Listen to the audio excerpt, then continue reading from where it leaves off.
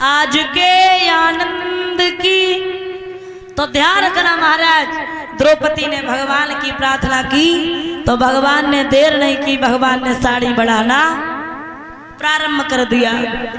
दुशासन के पैर ऊपर और सिर नीचे, साड़ी खींचता रहा। जब वो खुद गिर गया तो महाराज बताते यहीं से महाभारत का युद्ध शुरू हो गया। महाभारत का युद्ध होने लगा। एक तरफ भगवान कन्हैया है अर्जुन की तरफ से, और एक तरफ कौरवों की तरफ से मामा शकुनी है। युद्ध हो रहा है। कर्ण की तरफ से सारथी शल्य है।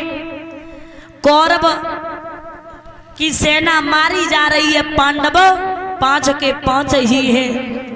तो जवाब दिया और कहा है कि भैया क्या होगा। दुर्योधन ने अपने अंगरथ कर्ण से कहा है कि सुनो, पांडव 5 के 5 ही हैं और हमारी सेना मारी जा रही है। बोले सुनो, अगर पांडवों की जीत हो रही तो केवल भगवान कन्हैया की वजह। क्यों? जिनकी सेवा करने वाला और जिनका साथ देने वाला 3 लोक का काम ही करता हो तो उसका दुनिया में कौन क्या बिगाड़ सकता है। तन की जाने मन की जाने, जाने चित की चोरी। बाप प्रभु से का छुपो, जग के हाथ में जग की डोरी। याद रखना। महाराज कर्ण ने जवाब दिया है कि अगर पांडवों की जीत हो रही तो भगवान कन्हैया की वजह। महाराज सारथी शल्य पहुंच गए। बोले अब सारा मिल जाएगा मुझे। तो मैं ये दावा करके कह रहे कि अच्छा कोई सारथी मिल गया मुझे। अब ये बात में दावा करके कह रहे कि मैं कल अर्जुन को मौत के घाट उतार देंगे। भगवान कन्हैया ने विचार किया अगर हम ना पहुंचे तो निश्चित ही अर्जुन की मौत है। पहुंचे, कुंती को पास में बुलाया है और कहा है कि जाओ तुम एक काम करो, कर्ण के पास चले जाओ जिसके पास परशुराम के दिए हुए 5 बाण हैं वो ले आओ। चलते चलते आप लोगों को ये और बता दें कि कर्ण कौन था।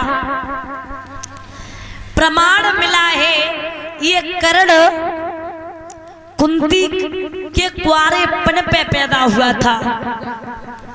ये कुंती का पुत्र था, कुंवारेपन पे पैदा हुआ था। समाज की लोक लज्जा के कारण इसने एक संदूक में बंद करके इसे नदी में बहा दिया था। जिन्हें निकाल लिया था विद्वान कई तो ये कहते हैं इनका पालन पोषण अदरथ ने किया। और एक प्रमाण मुझे मिला है कि राधा नाम की धोबी और धोबिन थे, उन्होंने निकाल लिया। उन्होंने इनका पालन पोषण किया। किसका? कर्ण का।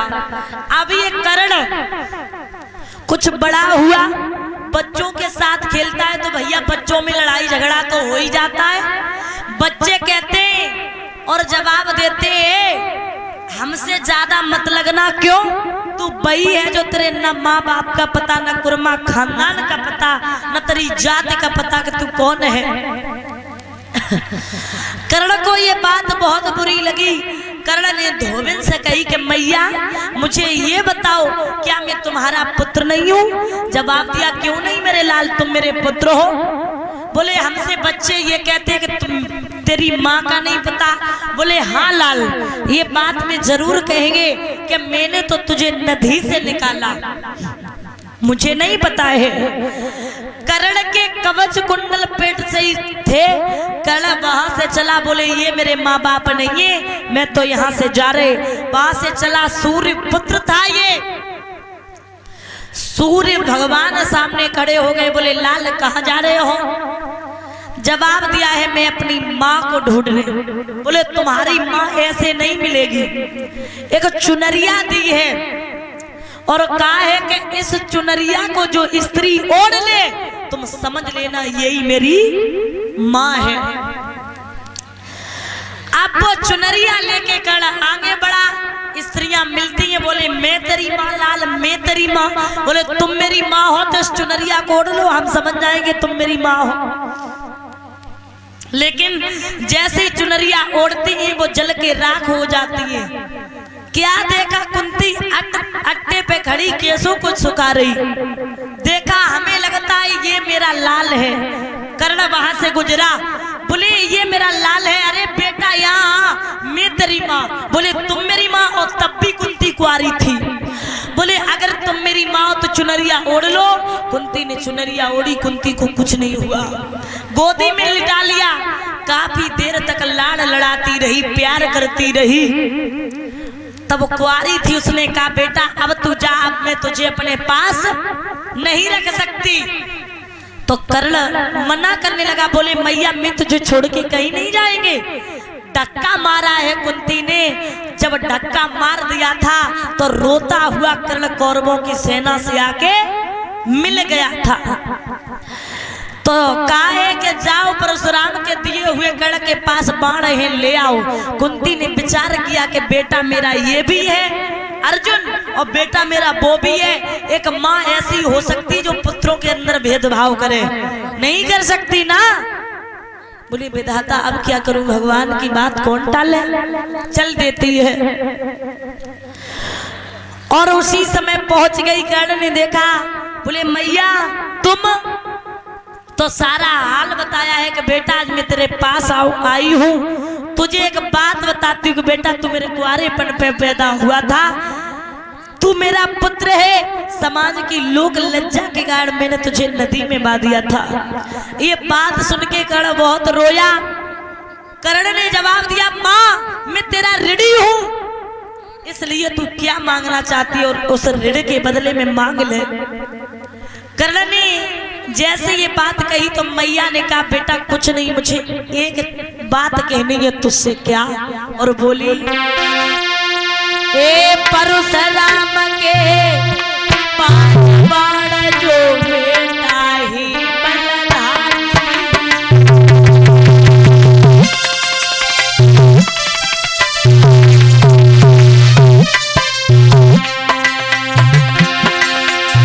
दान में हमको दे दे,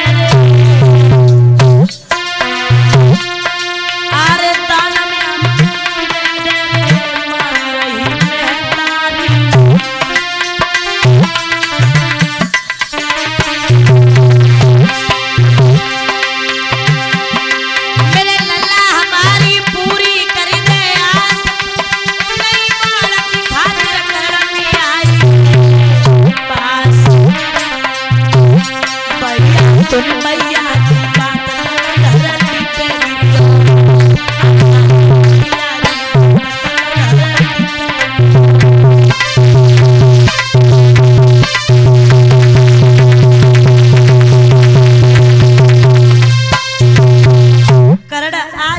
ये बात सुन के जमीन पे गिर जाता है। हाय माँ ये तूने क्या मांगा? अरे मुझे नहीं पता था कि तू मेरे प्राण मांगने के लिए आई है। कोई बात नहीं है, बाणों को ले जा, लेकिन जाते जाते उस अर्जुन से इतना जरूर कह देना कि तूने अपनी माँ को जीते जी भिखमंगी बना दिया। बाणों के लेके चली आई। जब तक कर्ण को दिखाई देती रही कुंती तब तक देखता रहा। जैसे ही आंखों से ओझल हुई जमीन पे गिर गया। हाय माँ तू मेरे प्राण ले गई। युद्ध हो रहा है, बाण दिए जाके। इधर जब अर्जुन बाण छोड़ते हैं तो कर्ण का रथ 7 कदम पीछे हो जाता है, और जब कर्ण बाण छोड़ते हैं तो अर्जुन का रथ 2.5 कदम। उस युद्ध भूमि के मैदान में कर्ण को धोखा होने लगा। रथ के पहिया जमीन में धसकने लगे, और जब जमीन में धसकने लगे मेरे भैया, ये चलते चलते ये और बता दें कि कर्ण के रथ के पहिया जमीन में क्यों धस गए थे, क्या बात थी। जो धोखा हुआ था ये उन्हें श्राप लगा हुआ था, किसका, परशुराम का। क्योंकि जो परशुराम थे वो केवल विद्या सिखाते थे तो ब्राह्मणों को सिखाते थे, लेकिन विद्या सीखने के लिए कलप ही जाता है। लेकिन कर्ण को पता भी नहीं मैं किस वंश का हूं। एक बार परशुराम को नींद आ गई, परशुराम कर्ण की जंगा पे सिराना रख के सो गए और एक जंगा पे भमरा किलोरी करने लगा, रक्त बहने लगा। अब परशुराम ने विचार किया अगर इस जंगा को हिलाते तो गुरुदेव का अपमान है, और जंगा में रक्त बह रहा। उसी वक्त परशुराम जगे, जवाब दिया, बेटा तू कोई सूर्य नहीं है, तू तो एक क्षत्रिय है, तूने मेरे साथ धोखा किया तो जा, तुझे भी एक दिन युद्ध में धोखा होगा। आज वही धोखा होने लगा। रथ के पहिया जमीन में धसकने लगे। सारथी शल्य से कहा कि रथ बढ़ाओ, बाण छोड़ो। इधर अर्जुन ने कहा है कि बाण छोड़ो बराबर। उसी समय महाराज ध्यान रखना,